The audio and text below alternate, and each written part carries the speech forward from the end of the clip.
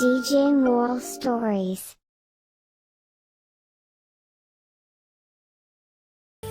ఈ కథ పేదవాడి పులుసు కొట్టి యొక్క గ్రీన్ పరోటాని అమ్మే పేద బాలు ఒక కథ. బాలుకి నేషనల్ హైవేలో ఒక చిన్న హోటల్ ఉండింది. ఆయన పప్పు మరియు చపాతీలు చేసేవారు. కాని బాలు చేసే ఆ పప్పు కూర అసలు ఎవరికీ నచ్చేదే కాదు. అందువల్ల ఏదో ఒకటో రెండో కస్టమర్లు మాత్రమే బాలు హోటల్కి తినడానికి వస్తారు. రండి రండి, ఉప్పుతో చేరి మీకోసం వేడైన చపాతీ చేసి పెట్టి ఉన్నాను. బాలు హోటల్ పక్కనే స్వప్న హోటల్ కూడా ఉండింది. స్వప్న మాట్లాడేది ఎంత సాధ్యమో వంట పనికి వస్తే తను దాంట్లో సాధ్యురాలే. తను అంత చక్కగా ఒక మంచి పప్పు కూర చేస్తుంది. ప్రజలందరూ అడిగి మరీ తింటారు. తనకుండే ఈ టాలెంట్ వల్లే తనని అందరి స్వప్న కొట్టమ్మ అని పిలుస్తారు. స్వప్న హోటల్లో ఎప్పుడు చూడు జనాలు నిండే ఉంటారు. ఏమండి శోభన స్వీట్ కారమ్మా, తొందరగా భోజనం పెట్టండి. మేము కూడా అరగంటగా ఇక్కడ కూర్చున్నాం, మీరు ఇటు పక్కకే రావటం. ఈ స్వప్న చేత్తో చేసిన రుచి అయినా వాసన అయినా పప్పు కూర తినాలంటే కాసేపు ఆగే తీరాలి. సరేలేండి, మీరే చెప్పినప్పుడు మేము వెయిట్ చేస్తాం. భలే అండి, అదే నాకు కావాలి. అప్పుడే స్వప్న చూపు బాలు హోటల్ పైన పడింది. బాలు కస్టమర్లని అరిచర్చి పిలవడం చూసి ఆయన్ని ఈగతలు చేయడం మొదలుపెట్టింది. ఏంటి వంట అయిన బాలు, ఏం జరిగిందని ఇప్పుడు ఇలా గొంతు చించుకొని అరుస్తున్నారు మీరు? అక్కడ మీకు సరిగ్గా వ్యాపారం జరగలేదనా? ఇలా వచ్చి కాస్త వెయిటర్ పని చూడొచ్చు కదా. కావాలంటే ఈ స్వప్న మీకు కాస్త డబ్బులు ఎక్కువగానే జీతంగా ఇస్తుందిలే. స్వప్న ఒక పొగరుతనం చూసి బాలుకి చాలా కోపం వచ్చింది. ఇంకాయన స్వప్నకి ఈ విధంగా చెప్పారు. చాలా పొగరు చూపిస్తున్నావు స్వప్న. ఇక్కడ నేను చాలా సంతోషంలో పొంగి పొర్లుతున్నాను కదా, నేనెందుకు పొగరు చూపించకూడదు? మూతు చూడు, మాటలు చూడు, గొప్ప చెప్పొచ్చళ్లే. ఒక సాయంత్రం బాలు ఇంటికొచ్చారు. అక్కడ చూస్తే ఆయన కూతురు అను జ్వరంలో వణికిపోయింది. ఆయన పరిస్థితి చూసి బాలుకి చాలా కష్టమైపోయింది. ఇంకా తను తన భార్య పైన కోపం వచ్చి ఏం చెప్పారంటే, ఏం రాధిక ఇది? బిడ్డ జ్వరంలో కష్టపడుతుంది, నువ్వు దానికి మందు కూడా ఇవ్వకుండా ఏం చేస్తున్నావు? ఇంట్లో డబ్బులుంటేనే కదా నేను తనకి మందులు కొనివ్వగలను. ఇంట్లో ఉన్నదంతా తీసుకెళ్తున్నారు గాని మీరు సంపాదించి ఏమి తీసుకురావడం లేదు. రాధిక చెప్పిన మాట విని బాలు చాలా బాధపడ్డారు. ఆయన బాధగా ఇలా చెప్పారు. మరి ఒక రోజు నేను వంట చేస్తున్నాను రాధిక. నేటికన్నా కస్టమర్స్ వచ్చి తింటారు, నేను వెయిట్ చేస్తాను. కానీ కస్టమర్స్ ఎవ్వరూ రానంటారు, చేసిందంతా వేస్ట్ అవుతుంది. మరి ఇప్పుడు ఏం చెయ్యాలండి? తనని జ్వరంతో ఇలా ఎలా వదిలేస్తామండి? ఎవరి దగ్గర పైసలు తీసుకునే మనం వైద్యం చెయ్యాలి. నువ్వే పోయి పైసలు తెస్తావా? బాలు చెప్పిన వల్ల రాధిక వాళ్ళ వదిన సుమతి దగ్గర డబ్బులు అప్పుకడిగింది. కాని ఆవిడ అప్పుకి డబ్బులు ఇవ్వకుండా తనకి కూర్చుని అడ్వైస్ చేయడం మొదలుపెట్టింది. మీ ఆయన పెద్ద గొప్పగా పెద్ద హోటలే తెరిచాడు, కాని కన్న కొడుకుకి ఒంట్లో బాగోపోతే మందు కొనివ్వలేడు. సంపాదిస్తుంది ఏం చేస్తున్నాడు? అక్క, ఈ మధ్య ఆయనకి వ్యాపారం అంతంత మాత్రమే ఉంది. అలా అయితే ఆ వ్యాపారాన్ని వదిలేసి ఎక్కడికైనా వెళ్లి పని చేసుకోవచ్చుగా. సుమతి ఈ విధంగా చెప్తుండేటప్పుడే బాలు వాళ్ళ పెద్దన్నయ్య కేశవన్ వెనకాలే వస్తూ ఉన్నారు. ఇంకా ఆయన సుమతిని తిట్టి ఎలా చెప్పారంటే, అను కూడా మన పిల్లే కదా, ముందు నువ్వు డబ్బులిచ్చి పంపించు. ముందు నువ్వు పంపించు, మిగతా విషయాల తర్వాత మాట్లాడుకుందాం. నేనేమి మందులకి డబ్బులు ఇవ్వను అంటాం లేదుగా. నేను తనకు కాస్తకి వివరంగా చెప్తున్నాను. సుమతి చెప్పింది వినిన తర్వాత రాధికకి చాలా కోపం వచ్చింది. తన పరిస్థితి వల్ల అసలు నోరు తెరవలేకపోయింది. ఇంకా వెళ్లి ఈశ్వరుణ్ణి పూజించింది. ఈశ్వరా, అందరికీ ఇస్తున్నట్టు మా మీద కూడా దయ చూపించు. ఆయన వ్యాపారం సవ్యంగా జరిగేలాగా చెయ్యవయ్యా. రోజులు గడుస్తూనే ఉండింది. ఒక్కరోజు ఒక మునీశ్వరు బాలు కొట్టికి తినడానికి వచ్చారు. బాలు ఆ మునీశ్వరుడికి మర్యాద ఇచ్చి కూర్చోమని చెప్పి ఏం చెప్పారంటే, అయ్యా దేవుడా, మీరు చెప్తే నేను మీకు కొంచెం అన్నం పెట్టేదా? నువ్వు భోజనం పెడతాను నానంటే అది వద్దనటానికి నేనెవరు నాయనా? ధారాళంగా తీసుకురా నాన్న.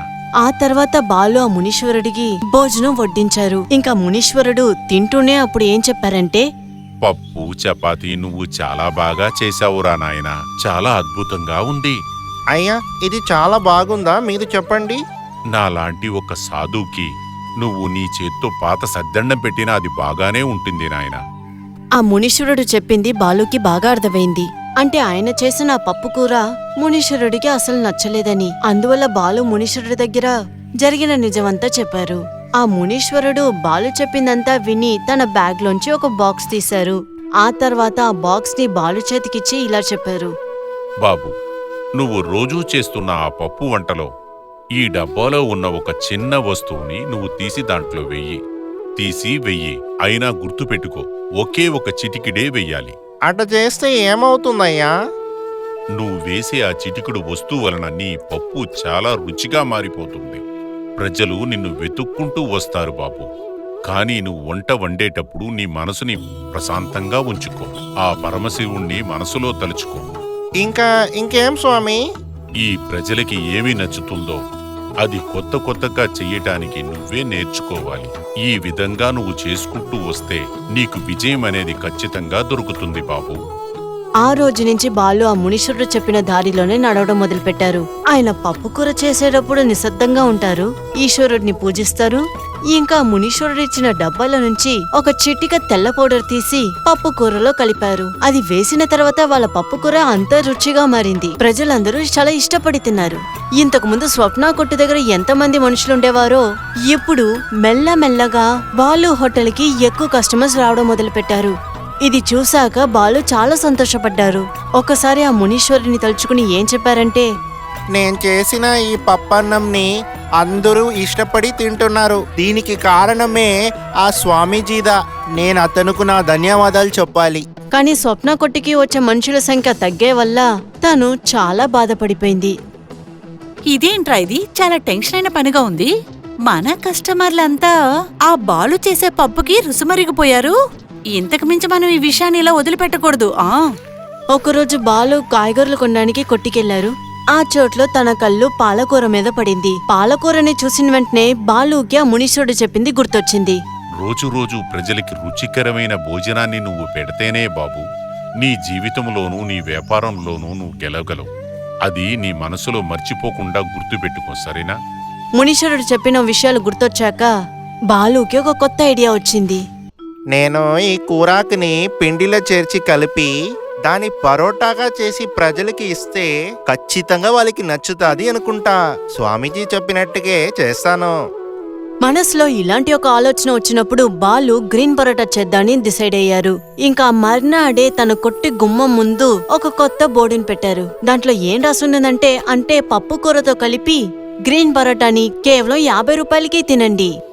బాలు యొక్క ఈ ఐడియా చాలా బాగుండింది. పప్పు కూరతో చేసిన గ్రీన్ పరోటా అక్కడికి వచ్చిన వాళ్ళందరికీ నచ్చింది. ఆ పరోటాలు తినడానికి బాలు ఒక కొట్లో చాలా మంది జనాలు వస్తున్నారు. ఈ పప్పు అన్నంతో చేర్చి పాలక్ పరోటాతో ఇస్తే నా వ్యాపారం ఎక్కడో పోతుందే. మెల్లమెల్లగా బాలు యొక్క పప్పు కూర ఇంకా గ్రీన్ పరోటా అన్ని చోట్ల ఫేమస్ అయ్యింది. ఇంకా బాలు ఒక చిన్న కొట్టు ఒక అద్భుతమైన పెద్ద రెస్టారెంట్ గా మారింది. అక్కడ స్వప్న కొట్లో అసలు మనుషులే రాకుండా ఖాళీగా ఉండింది. కస్టమర్స్ రావడమే మానేశారు. అది తెలిసిన స్వప్నకి బాలు పైన పగ పెరిగింది. ఇంకా తను తన అన్నయ్య నందుని కలవడానికి వెళ్ళింది. ఆ బాలు వ్యాపారంలో ఎదుగుతూ ఉండడం నేను చూస్తూ ఉండలేనన్నయ్య. ఏదో ఒకటి చెయ్యి, కానీ వాడి రెస్టారెంట్ మూతపడాలి, అంతే. అమ్మా చెల్లెలు, నేను నీకు ఉన్నాను. వాడేమి పెద్ద రెస్టారెంట్ పెట్టాడు. నేను ఆ రెస్టారెంట్కి తాళం వేస్తాను చూడు, తర్వాత నువ్వు తెలుసుకుంటావు. నందు ఇలాగా మాట్లాడుతూనే ఉన్నారు. ఈ లోపల వాళ్ళ బాణీస రంగా అక్కడికొచ్చారు. ఇంకా ఆయన దగ్గర మునీశ్వరుడు ఇచ్చిన మాయ మసాలా డబ్బా గురించి తనకి చెప్పారు. ఆ మాయ మసాలా డబ్బా గురించి వినిన వెంటనే స్వప్న చాలా ఆశ్చర్యపోయింది. ఓ, అతని ఎదుగుదలకి కారణం ఆ స్వామీజీ ఇచ్చిన ఇబూదేనా? ఇప్పుడు నాకు వెంటనే ఆ ఇబూదే కావాలి.